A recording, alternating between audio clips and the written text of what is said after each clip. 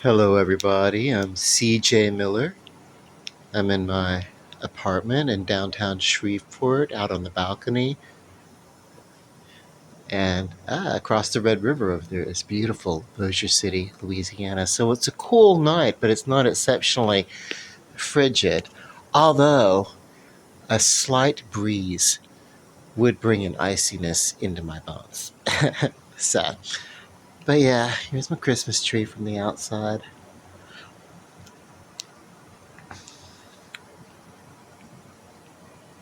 You barely see the star. I need to maybe think about raising those blinds a little bit, but then I don't want to raise them on the other side, and I don't know. I like curtains. Hang on, let me see. Nah, it's good. It's good. They get the idea. It's a nice tree.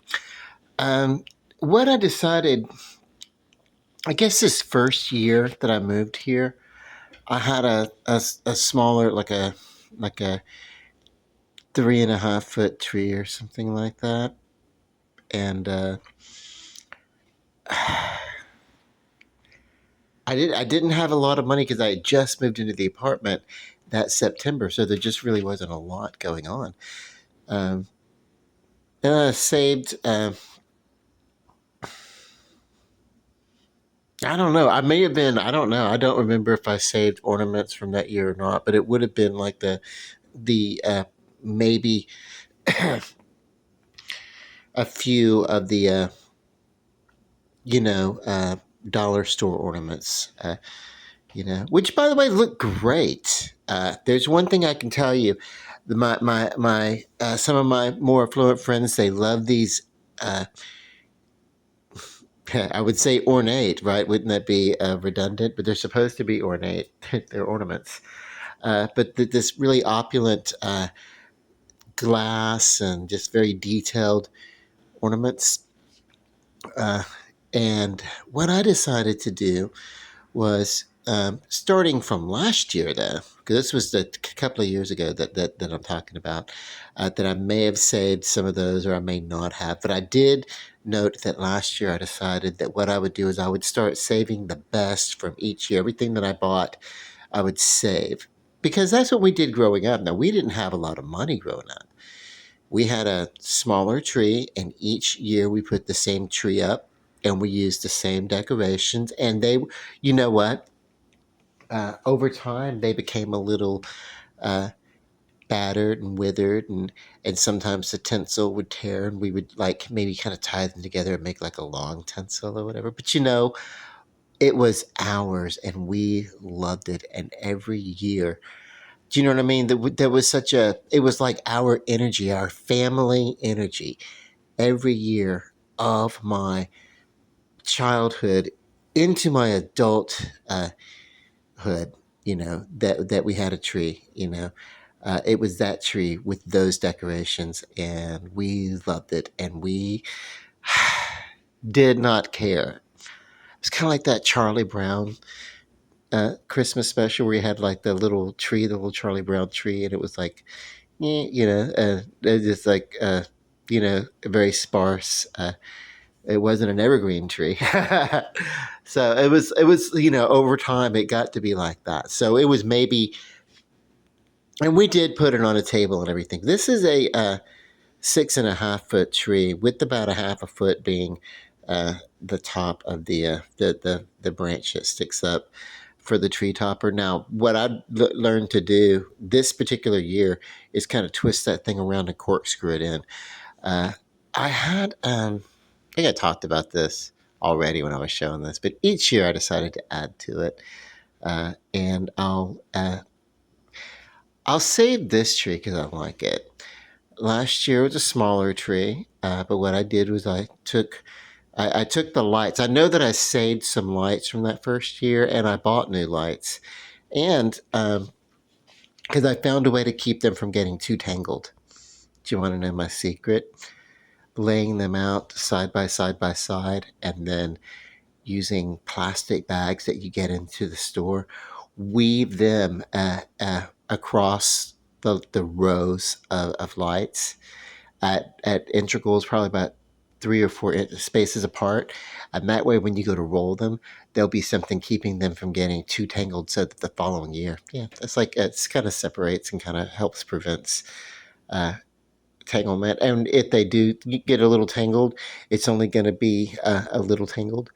Anyway, uh, it helps keeps things coiled and in line.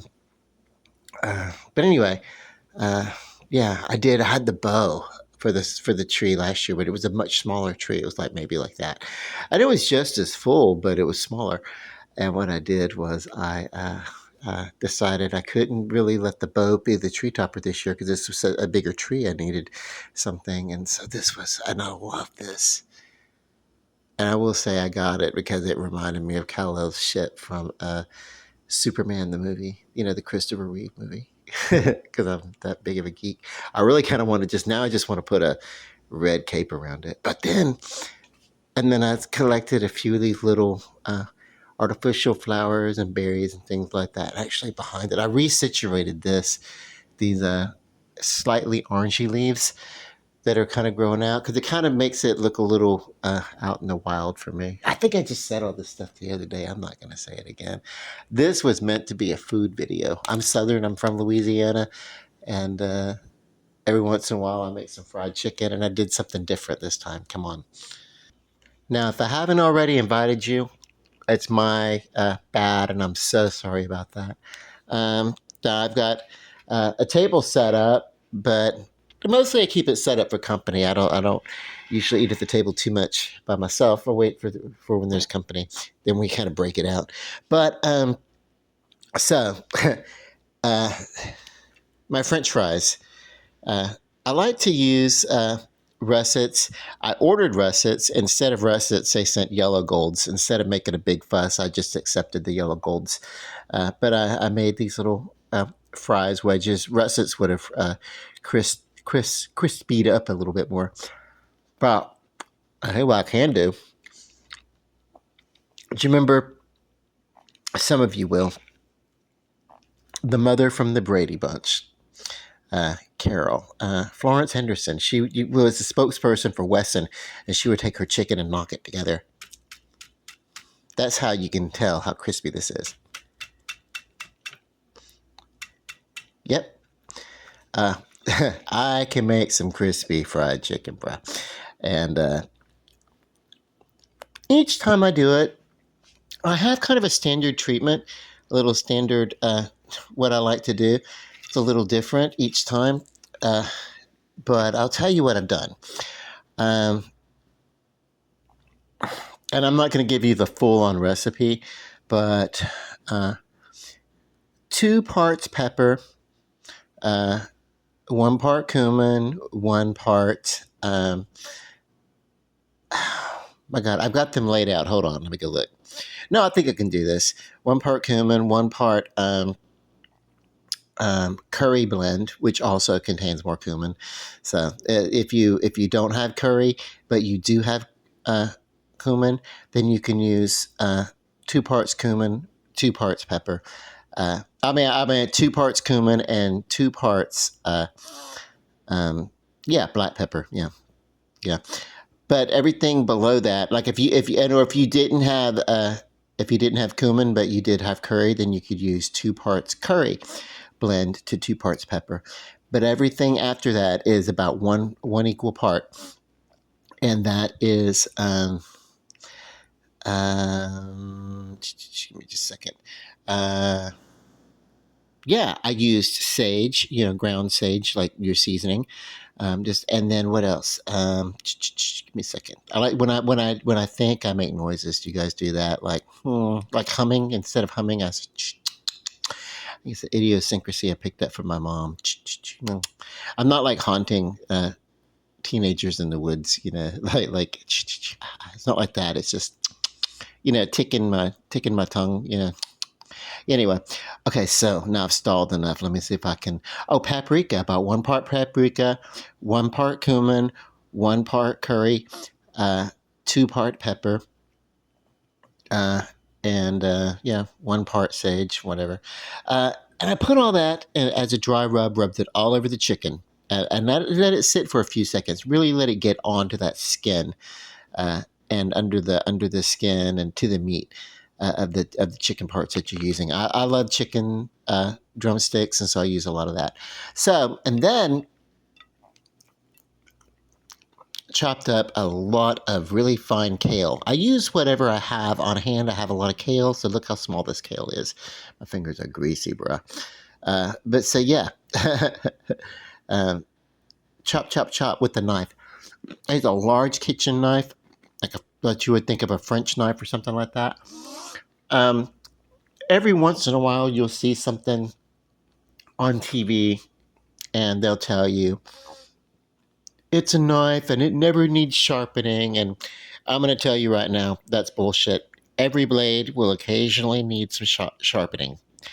Uh, I've worked with knives that cost several $100s. I've worked with knives that cost, uh, just a few bucks.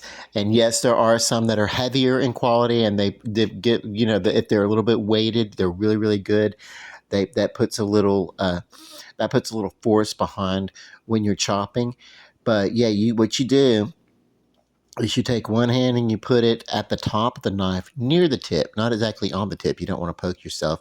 And then you use kind of a levering motion, and you rock your knife back and forth when you're cutting up herbs and vegetables and things like that. And so every once in a while you'll see something. I saw this one thing. It was a rock and chop. It was like basic. It was a knife, right?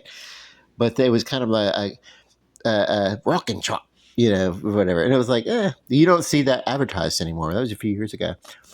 It basically just a knife. They all do the same thing.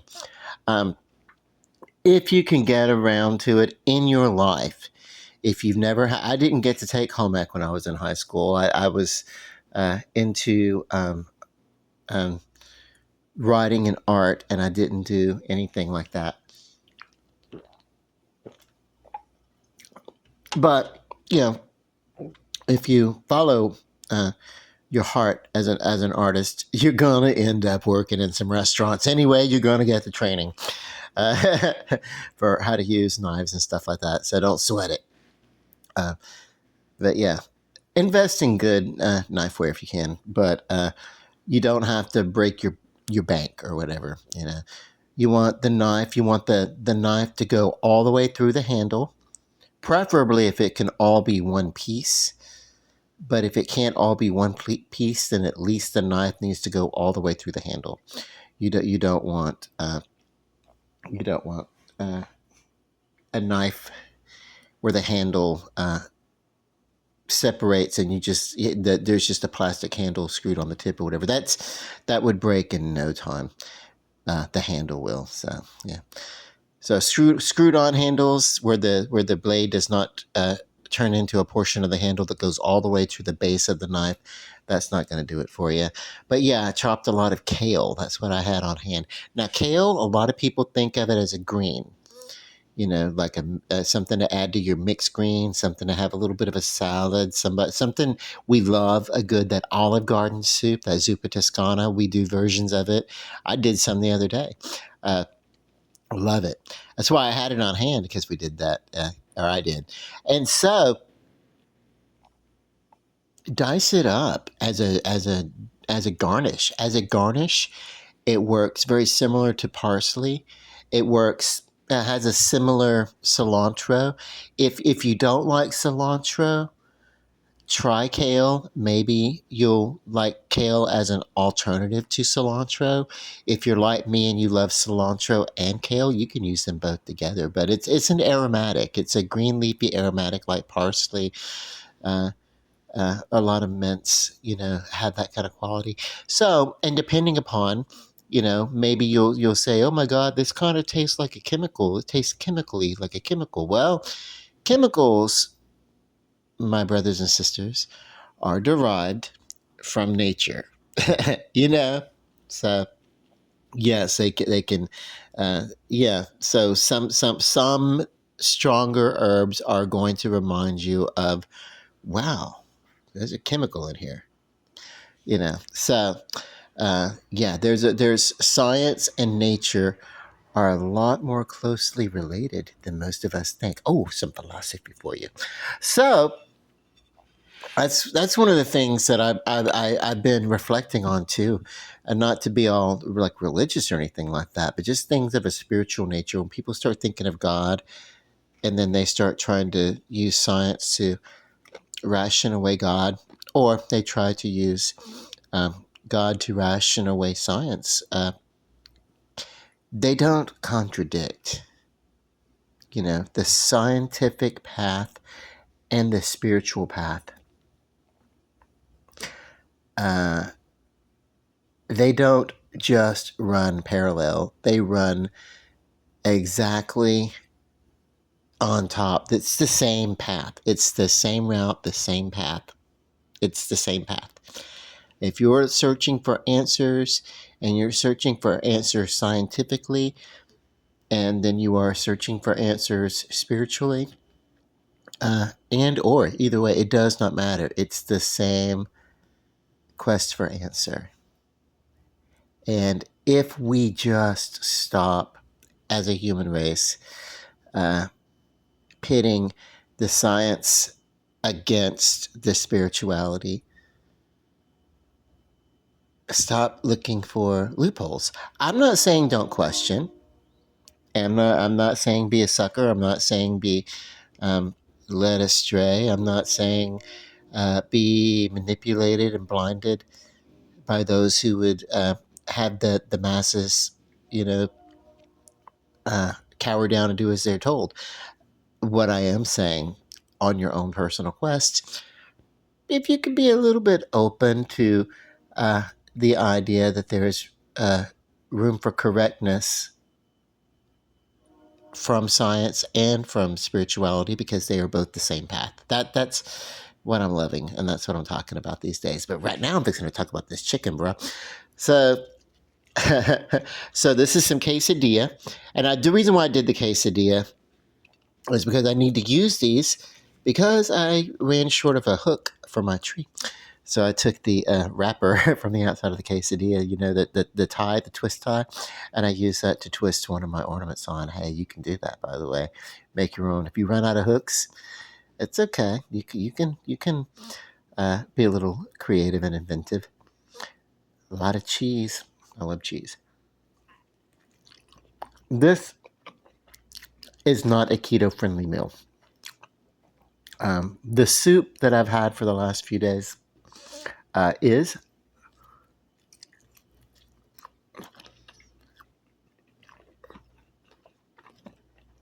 it was roast turkey breast, boneless. Then I broke it up into fine bits, put it in the skillet with leafy kale, large leafy kale, and just a few potatoes and a little bit of milk and just a little bit of bouillon. But really, basically, it was mostly broth. And I've been on that for a few days. So that's probably why I'm starved for actual food. But it was hearty. There's plenty of potatoes. You do like a good potato and kale and everything. It's good. It's keto friendly. And I reduced salt. I didn't add any salt to any of this. If there's any sodium, it's occurred naturally.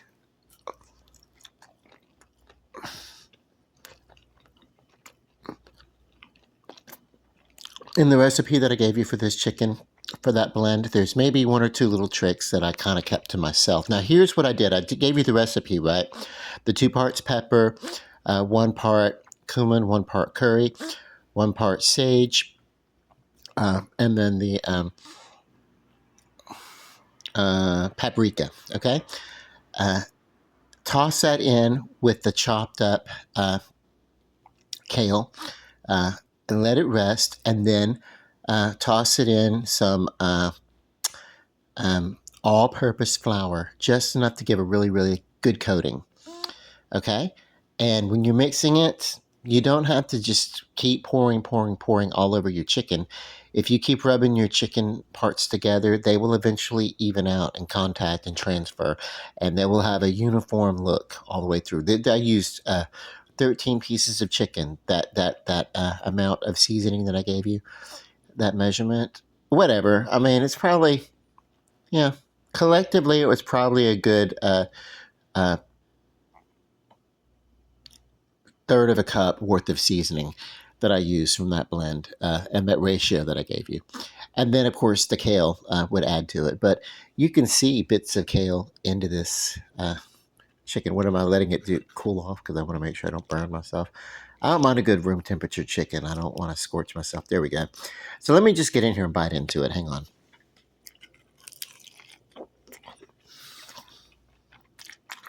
Damn, is that delicious. Okay.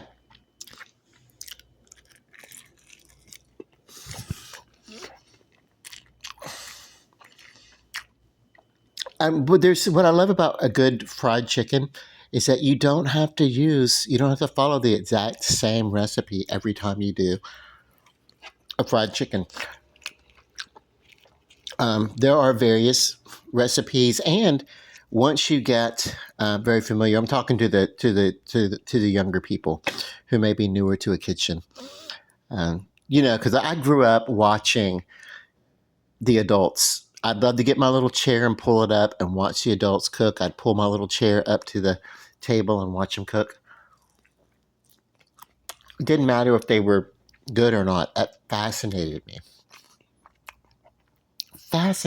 Unfortunately, I was at a time when boys didn't cook. We now know that yes, they do. I mean, my dad is a hellacious cook. But yeah.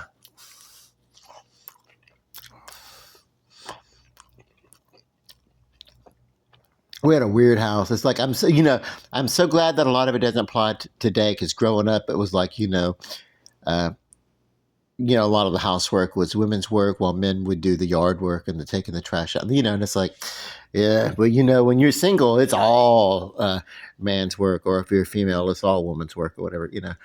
So that was a stupid set of things anyway. It's just things that just got handed down. Now, I'm literally not exaggerating on that. Washing the dishes was woman's work. Okay, I could go in there and help and dry and stuff like that. I know it was so weird. I don't know. When I grew out of that was, yeah, I get basically it was like, hey, we better. When I became a domestic, when I did some domestic work for a living, and by that I mean, move in with someone and kind of work their house for a little room and board. Well, I was just trying to figure out where I was going with my life from there. I did a lot of domestic work. Turned out to be something that I did. Well, it started out just to be, hey, just something to do, and just while I was trying to figure out what to do with my life, where I was going to go. Well, it turned out to be something that I ended up doing throughout most of my 20s because it gave me the freedom.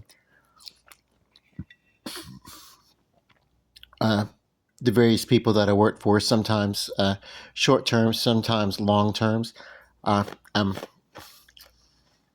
It wasn't very lucrative though. Like I would get my room and board, I would have my needs met and cigarettes and stuff like that and everything. But it's not like I was running around being able to run around and date or anything like that. Oh, I had my fun. It's just there wasn't a lot of pocket money.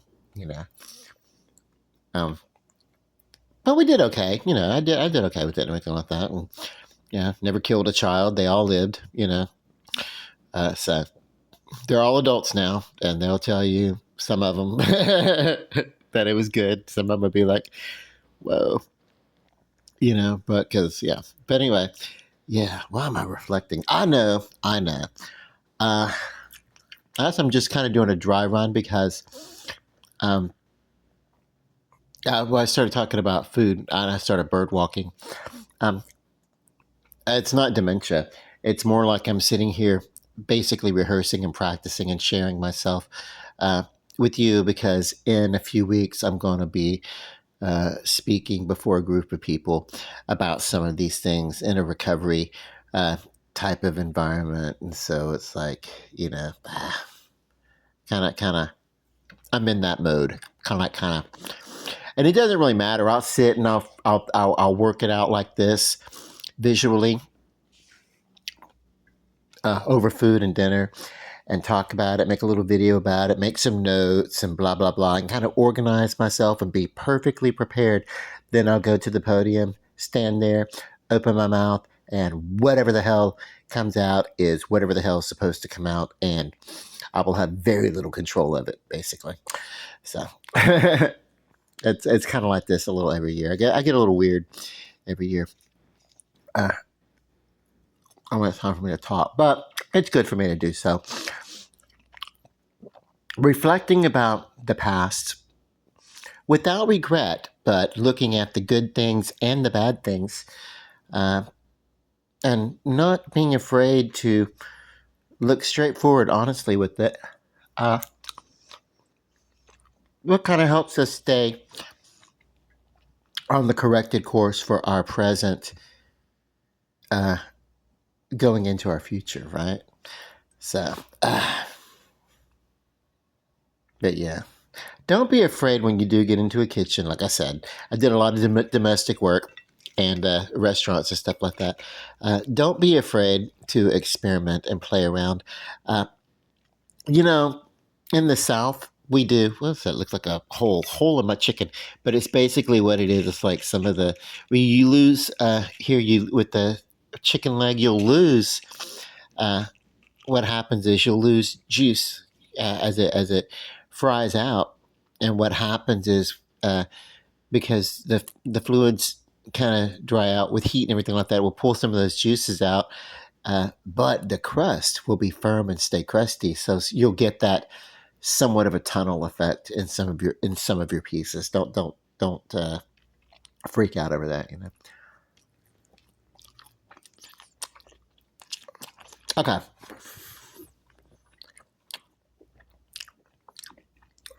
Honestly, if you want to, you can pull the entire skin off of your chicken and still get a good fried effect. Probably healthier for you. Probably healthier if I bake it instead of fry it, but whatever.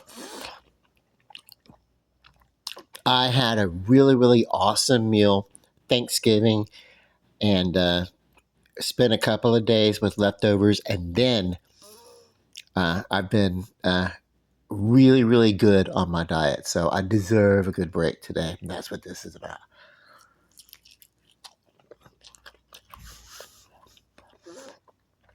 And I can tell I'm starving and eating it because I went straight for the bread.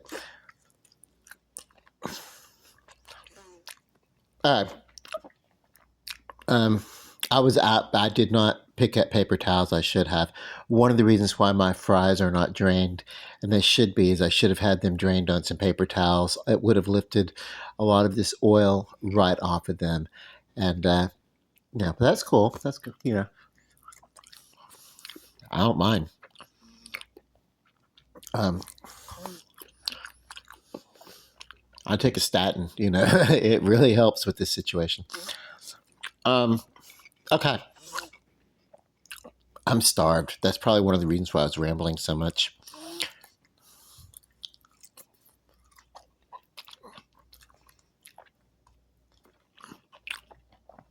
FedEx. Ha, now we're going to get on something. FedEx.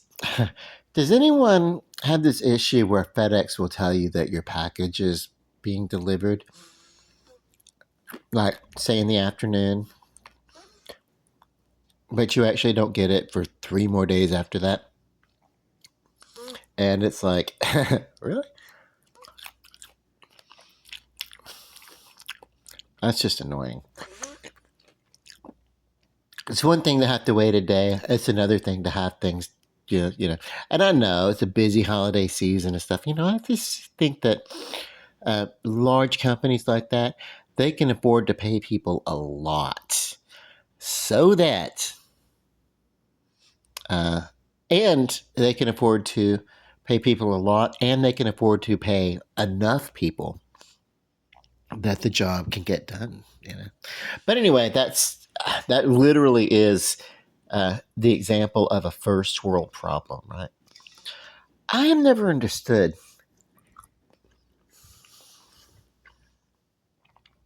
how it is that scientifically we have greenhouses. We agriculturally we knew how to make them. How is it if we can create greenhouses and grow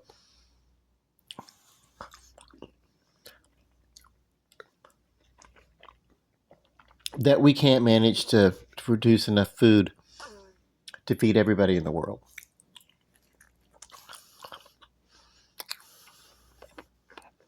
Well, the truth is we can. There may be some instance where a tsunami or a hurricane or something like that may create an extreme natural weather emergency, but aside from that, there's no real reason for famine in the world. I don't think so. Let's start looking for how science and spirituality can come together to, heal the woes of the world, because they are the same thing. We have technology, ability, we have knowledge, and that is our science. And then our spirituality is what we do with our knowledge and our innovations, and how we can edify each other and become one with each other instead of relying on these centuries old class issues that manipulate and separate us all. Because scientifically, I guess I can look back into the archaic times, dark times, uh, times before instant information. I can see where there is a need for class, people to head up and this and that. There's simply no need for that anymore. There's simply no need for it. We have so much stuff is done by automation that people like my mother who worked, you know, up to 8 hours a day, 5 days a week, then worked a lot of overtime, and often sold back her vacation, and most of the time did it for minimum wage or just a little above minimum wage.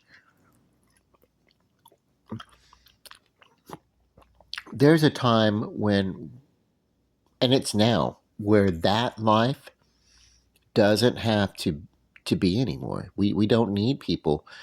We don't have to entrap people in positions that maybe aren't going anywhere and not earning them. At least my mother could, but if she tightened her budget a little bit, get through, until she retired, was able to make ends meet and really pull it together. So um, today, a person working on the federal minimum wage, which is still $7.25, and it's been that way through. Uh, it's been that way through Democratic and Republican administrations. I don't know. At some point, we don't have to entrap people in order for you to have enough, you have to give us almost all of your life. There's I believe in being of service. I try to be of service to people, mostly in personal, volunteer kind of ways. That's very good. But I believe in a life of service. But I was a domestic, like I said, throughout the first half of my adult life, and it's like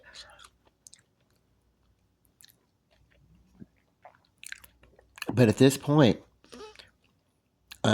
creating an atmosphere that entraps people who work for a living so that most of their life must be given to their jobs, I think there's an imbalance. And at one point, I can see where there was a lot of stuff that needed to be done, a lot of work that had to get, but that's simply just not where we are most of the time in most industries.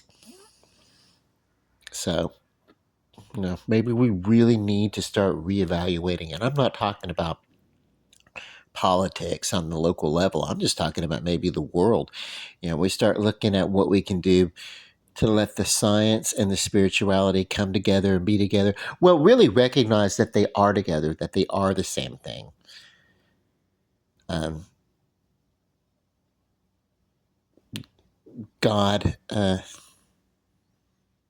is the motivator, and humanity is the motivation.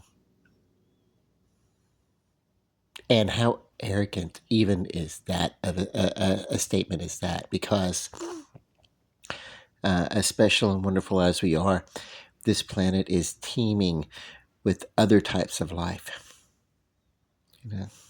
And boy, we're certainly not even the only intelligent uh, beings on this earth. We know about ants and dolphins. Ants have a total, yeah, they've got it down. Then we have dolphins, and we have I don't know, birds and various types of things, bees. I don't know, chicken. I know vegans don't want to eat meat out of a dietary thing, and then sometimes simply because they don't like the way that animals used as food. But it happens in nature. Beast will eat beast, and they are not gentle. They do not pet and pamper their prey um, before they go to town on it. As a matter of fact, watch a cat. A cat will fuck with its food before its food, and will enjoy torturing the hell out of whatever it's going to eat. Um, yeah, so yeah. Sorry, vegans. What else can I talk about? Who else can I? Uh, I want to do good things. I want to. These are not things I would talk about necessarily when I'm talking in recovery. Uh, in a recovery setting, I know a couple of vegans. They're wonderful people. Honestly, and boy, they look good too. It works for them. That vegan diet really, really works for them. They look totally delicious. I'm just kidding. I wouldn't. I wouldn't eat a person unless I had to. It'd be like last resort.